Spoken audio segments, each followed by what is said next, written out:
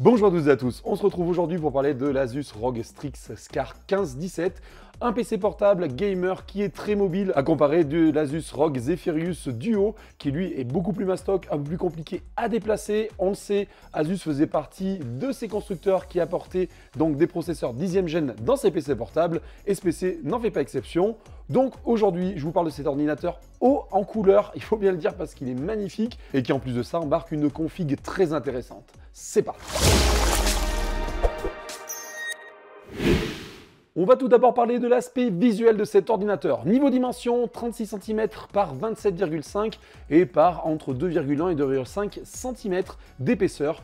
Un peu épais, mais pour un PC gamer, c'est pas choquant et c'est pas forcément fou et il pèse un poids de 2,57 kg, donc il est assez léger pour un PC gamer. Niveau look, il est très joli ce PC. Après le steampunk et le cyberpunk, voici l'électropunk. Alors c'est un design assez chargé pour le commun des mortels, il faut bien le dire. Par contre, pour quelqu'un qui aime le gaming, il faut dire qu'il est très joli ce PC. On commence par un RGB par le dessous de l'ordinateur qui est préconfiguré dans le PC. Et avec la touche FN, vous pouvez donc accentuer la luminosité ou l'abaisser, voire même préconfigurer d'autres configs via l'armurerie Create pour gérer tout ça. Et en même temps aussi, ce qui permet de gérer les périphériques annexes, casque, souris, pour avoir une harmonie dans le matos.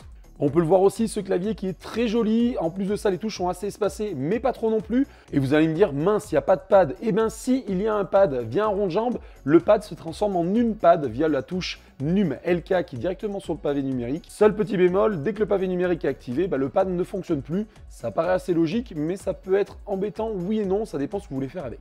Un écran 15,6 pouces avec une dalle IPS qui couvre 81,5% du châssis. Alors, pour en arriver là, on le voit, les bords sont très fins. Par contre, on a dû sacrifier la caméra, donc il n'y a pas de webcam sur cet écran. Il va falloir venir la rajouter. Attention, le PC est quand même équipé d'un micro, donc vous pouvez quand même vous en servir en termes de microphone, ça peut passer. Et en plus de ça, c'est un écran qui est cadencé à 300 Hz et qui va jusqu'à 3 millisecondes en temps de réponse. Donc un écran très intéressant qui est très joli. On notera le logo ROG à l'arrière de l'écran qui est lui aussi luminescent. Attention tout de même, ce PC est assez salissant, tout simplement vite fait d'avoir des traces grasses dessus. Pour les maniaques, attention, prévoyez bien une lingette avec vous pour le nettoyer régulièrement. Et on passe tout de suite à l'intérieur de cet ordinateur et comme on peut le voir, je vous en ai parlé, le i7 en 10e génération, un 10875H accompagné d'une RTX 2070 Super, 8 Go de RAM en DDR6 VRAM, donc on est vraiment sur de la puissance pure. Et en plus de ça, 1 Teraoctet en SSD, on est pas mal, on a du stockage, de la puissance et en plus de ça, un écran magnifique, ce qui peut donner que des beaux résultats en jeu. Doté d'un Wi-Fi 6, cela fait largement le taf, ça permet d'avoir des transferts très intéressants en Wi-Fi. Bon, on passe de l'expérience en jeu. Tout de suite, petit bémol, il faut savoir que ce PC a été testé et on se rend très vite compte que quand il est sur secteur, il peut monter donc par exemple sur du Forza jusqu'à 136 FPS, qui est très intéressant. Par contre, dès qu'on débranche du secteur, on a une chute de puissance et on descend à 30 FPS. C'est pas énormissime, c'est vraiment bas, enfin c'est vraiment bas, oui et non, 30 FPS ça reste jouable, mais attention, ce PC, on le verra un peu plus loin, consomme énormément et du coup pour jouer, même s'il est dit mobile, il est mobile parce que vous le déplacez facilement. Par contre, quand vous allez lancer des sessions gaming, il va falloir le brancher au secteur, sinon vous aurez des pertes de puissance qui seront assez phénoménales. Mais en plus, on le sait, ces PC ne sont pas forcément faits pour tourner sur batterie quand on joue, donc il faut les laisser brancher au secteur. Autre petit bémol, cette batterie n'est pas amovible, donc vous ne pouvez pas la charger et vous dire dès qu'elle est chargée, hop, je l'enlève, je reste sur secteur, je l'économise. Non, cette batterie, elle va travailler en permanence, ce qui veut dire que c'est une batterie qui va vite tomber en rate dans le temps. Elle va pas être, voilà, dès que vous aurez passé 1 an et demi, 2 ans, il y a de grandes chances que cette batterie, elle tienne 10-15 minutes, grand maximum, malheureusement. Comme beaucoup de PC portables, il ne faut pas s'en cacher.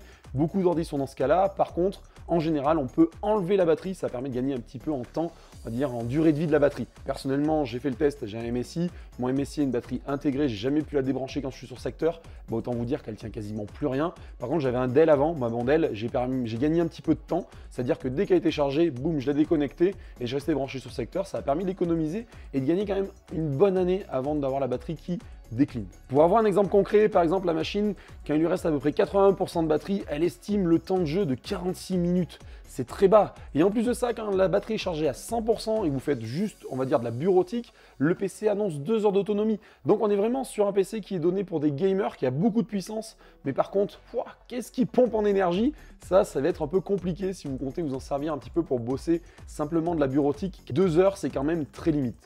Qui dit puissance dit chauffe, donc c'est un PC qui monte en température et vous allez vite le voir, il a du souffle, il va tirer très vite sur des ventilos et du coup vous allez entendre du bruit assez fortement. Donc pensez à vous équiper d'un casque audio qui couvre bien les oreilles pour arriver à avoir une expérience intéressante en jeu. Par contre, si ce PC vous voulez l'utiliser à côté de madame ou du monde à la maison, effectivement ça peut vite devenir désagréable pour l'entourage. Ça, c'est un peu le bémol. Si par contre vous êtes tout seul et que ça vous dérange pas d'avoir un petit peu un bruit de fond en ventilo, c'est pas gênant. Niveau audio, on est sur la technologie Smart Amp qui permet d'avoir un son très agréable, très spatialisé et qui vous donne un confort audio très agréable. Pour ce qui est de la connectique, sur la droite, la Keystone. La Keystone, je vous en parle un petit peu plus bas parce que c'est très spécifique à cet ordinateur. On passe tout de suite sur la gauche. Sur la gauche, on retrouve 3 ports USB en 3.1 et un port jack entrée-sortie pour pouvoir venir brancher un micro-casque. Ça, c'est pas mal. Et sur l'arrière, on redécouvre donc un RJ45. L'alimentation, alors l'alimentation est sur l'arrière, c'est bien quand vous avez plusieurs écrans à brancher dessus. Par contre, si vous comptez, entre guillemets, gagner un petit peu de distance via une prise, le fait que ce soit à l'arrière, c'est un peu galère. Alors ça, il y a plusieurs écoles. Certains vont dire que c'est bien, d'autres pas bien. Moi, perso, je trouve ça très intéressant. J'aime bien le fait que les câbles soient branchés derrière en priorité. Après, voilà, c'est un choix comme un autre. Mais chacun se fait son avis. Moi, perso, j'aime bien quand c'est derrière. C'est cool. En plus de ça, à l'arrière, donc un USB 3.1 type C. Donc pour venir brancher de la connectique en USB type C. C'est très intéressant aussi. Cet ordinateur niveau connectique, je le trouve, je dirais pas light parce qu'il y a quand même des belles choses. Encore une fois, c'est un PC qui est très créatif, qui va permettre de faire de la 3D, etc. aussi, au-delà du gaming. J'aurais bien aimé trouver un lecteur de carte SD, même mini, comme d'habitude, vous le savez, moi et ma carte SD, c'est une grande histoire d'amour. Mais en tous les cas, voilà, dommage qu'il n'y ait pas de lecteur de carte SD sur cet ordinateur. On passe maintenant à la petite chose spécifique de cet ordinateur, la Keystone. J'en ai parlé juste avant. Elle se situe donc sur la droite de l'ordinateur. C'est une petite clé aimantée qui vient se mettre sur le côté de l'ordi. Elle permet de lancer directement l'Armoury Create qui permet donc de configurer votre PC, qui permet de lancer une configuration du visuel sur tout simplement les LED, vu qu'il est bardé de RGB. On va dire que ça a un côté un petit peu stylé, c'est-à-dire vous branchez un peu en mode « je suis James Bond ». Bam, je mets ma clé et boum, mon PC se configure comme je veux. Donc ça donne un effet de style assuré, donc vous passez d'un mode d'utilisation normale d'ordinateur à un mode hardcore gamer, vous voyez ce que je veux dire? Par exemple, vous êtes ordi, vous travaillez un petit peu, vous avez mis un look sobre, le RGB est un petit peu rouge, voire pas de RGB du tout, et là vous venez brancher la clé et boum, ça s'illumine, vous passez en mode gaming. Bon, ça a un effet de style assez intéressant, je trouve, c'est très joli. Gadget ou pas, chacun y verra son intérêt. Moi, je trouve que c'est intéressant parce que ça vous permet de créer une configuration vraiment gaming pur et dur et à côté avoir un PC, on va dire, sobre entre guillemets parce qu'il a quand même un look très poussé. Ce look est très joli. On va dire que voilà, vous ne passerez pas inaperçu avec cet ordinateur, mais c'est un choix qu'il faut assumer. Moi, personnellement, si je l'avais, j'en ferais bon usage de ce côté-là parce que je trouve ça très cool. On passe maintenant au prix. Le prix de cet ordinateur, il est en dessous de 2000 €, à peu près 1850 € actuellement. Attention à surveiller parce que vous le savez, les séries 30 en RTX vont arriver début d'année sur les PC portables. Donc les constructeurs vont commencer à brader leur série 20 pour essayer d'écouler les stocks et faire arriver les nouvelles séries pour prendre la place. Allez, maintenant on passe à la synthèse. Tout simplement, dans les moins, on retiendra cette batterie non amovible qui se vide très vite et un petit peu les bruits des ventilos vu que c'est un PC qui demande beaucoup de ressources.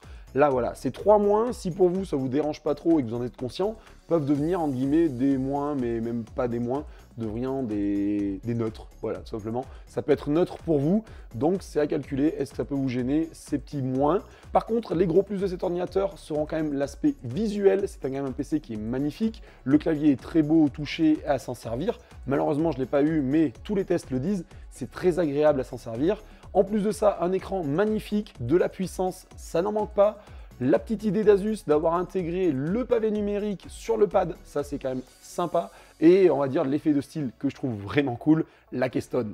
C'est quand même ces quelques points qui font de ce PC un bon PC. Au-delà de l'aspect visuel, il embarque de la puissance, 10e gène, RTX 2070 super, on est vraiment sur du beau matos. Voilà pour ce qui est de cet ordinateur qui est quand même très sympa avec un look très gamer. Moi de mon côté, c'est un PC que je trouve très sexy, que si j'avais eu l'occasion de le tester, j'aurais pas craché dessus, faut pas s'en cacher. Merci à toutes et à tous encore une fois d'avoir suivi cette vidéo, merci d'être toujours de plus en plus nombreux. La fin de l'année arrive, les 3000 abonnés arrivent, je ne sais pas, on va dire que ça sera jusqu'au dernier moment qu'il y aura peut-être les 3000 abonnés, peut-être au 31 décembre, allez savoir. Merci à toutes et à tous, prenez soin de vous, de vos familles, et je vous dis à très bientôt pour une nouvelle vidéo. À ciao, bye bye.